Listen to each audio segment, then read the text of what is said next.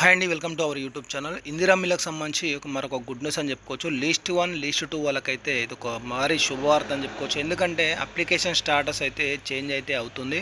ఇప్పుడు చాలామంది లిస్ట్ 1 అలాగే లిస్ట్ 2 వాళ్ళకు పెండింగ్ ఫర్ ఎంపీడీఓ అప్రూవల్ అయితే చూపెడుతుంది కదా.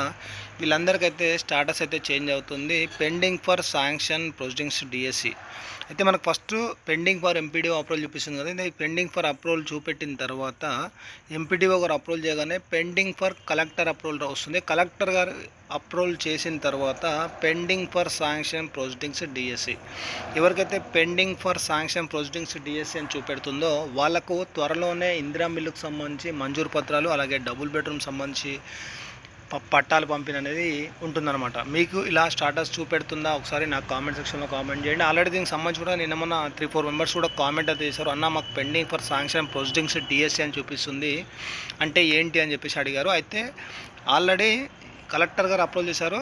ఈ శాంక్షన్ ఏవైతే ప్రొసీడింగ్స్ ఉంటాయో, అంటే ఏదైతే మీకు ఇల్లు అలాట్ అయినట్టు లెటర్ ఉంటుందో అవి పెండింగ్లో ఉన్నాయన్నమాట. అవి ఇచ్చారంటే మీకు ఇది కూడా చేంజ్ అవుతుందన్నమాట. ఇట్లా అనమాట. ఇందిరా మిల్ల గురించి చాలా స్టెప్స్ ఉంటాయి. చాలా స్టెప్స్లలో ఇది థర్డ్ స్టెప్ అనమాట.